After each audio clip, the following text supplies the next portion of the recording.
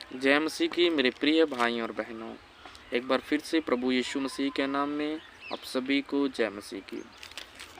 मेरे प्रियो, आज बहुत लोग ऐसे हैं, बहुत मसीह भाई बहन ऐसे हैं जो थोड़ी सी समस्या, थोड़ी सी परेशानी और थोड़ा सा दुख आने के बाद अपने विश्वास को निर्बल कर लेते हैं, अपने विश्वास को कमज़ोर कर लेते हैं और एक दूसरे पर दोष लगाने लगते हैं, कुड़कुड़ाने लगते हैं कि मेरा ये कार्य नहीं हो रहा है, मैं इतने दिन से परेशान हूँ, इतने दिन से मैं बीमारी समस्या में परेशान हूँ। लेकिन मेरे प्रियो, क्या आप यह जानते हैं कि परमेश्वर का वचन हमें क्या सिखाता है और परमेश्वर का वचन इस बारे में हमसे क्या कहता है। मेरे प्रिय, थोड़ी सी मुसीबत और थोड़ा सा संकट आने के बाद हम इधर उधर जाने लगते हैं, भटकने लगते हैं। परमेश्वर को एक सीमित, जिसे नहीं कहते हैं, एकदम सीमित रूप में उनको कर देते हैं कि प्रभु बस इतना से इतना कर सकते हैं, लेकिन इतना बड़ा काम है तो प्रभु नहीं कर सकते हैं, ऐसा हम समझते हैं।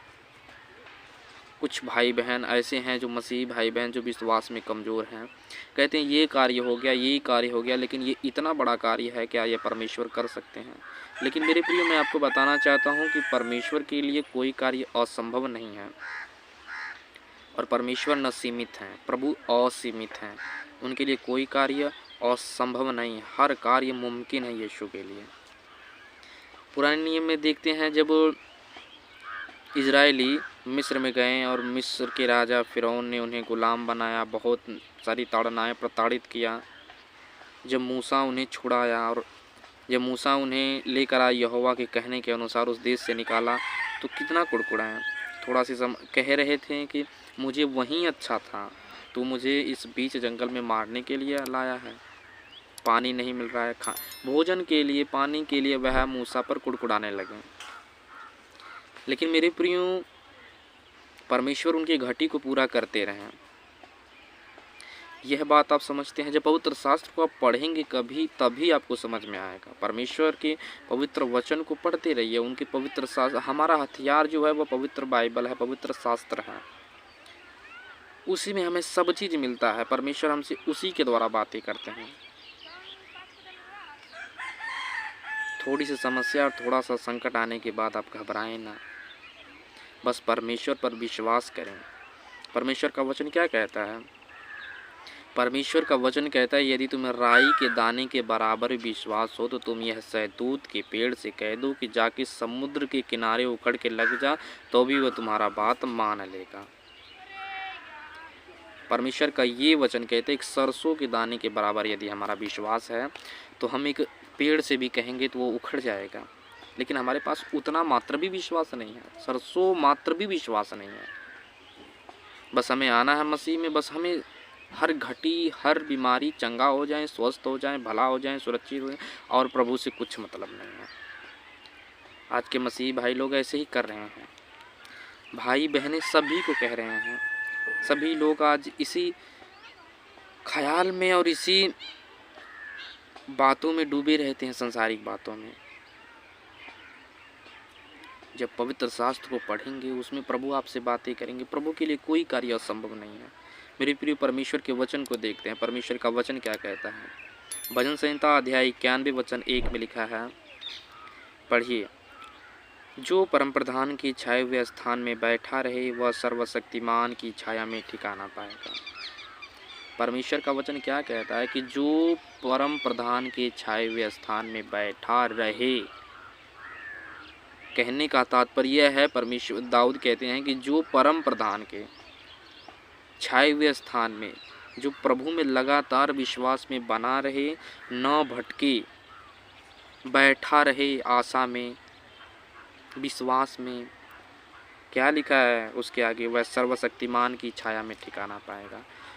प्रभु यीशु मसीह की छाया में ठिकाना पाएगा। लेकिन क्या हम बैठते हैं? क्या हमें यह विश्वास है?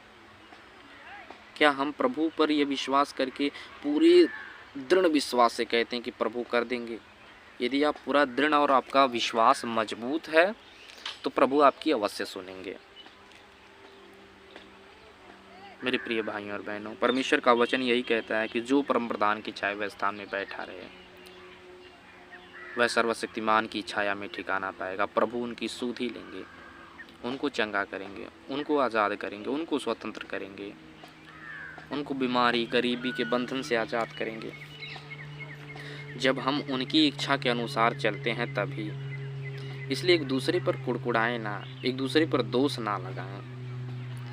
जब कोई बीमारी या समस्या या संकट आए तो आप भटकें ना, यीशु मसीह में स्थिर रहें कि यदि आज बीमारी संकट आया है तो प्रभु की कोई न कोई बेहतर इच्छा होगी, प्रभु इससे अच्छा करने वाला, और अवश्य है कि प्रभु अच्छा ही करेंगे।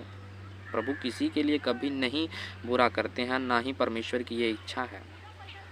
परमेश्वर सभी के लिए समान व्यवहार करते हैं, सभी से।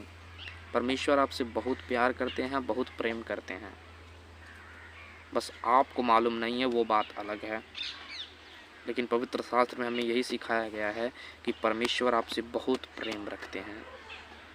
उनका वचन कहता है कि हमारे पापों के लिए अपने आप को बलिदान कर दें। इसलिए परमेश्वर इतना प्रेम रखते हैं आपसे, तो हम परमेश्वर के पास जाएं, उनके पास जाएं, उनसे प्रार्थना करें, उनसे निवेदन करें।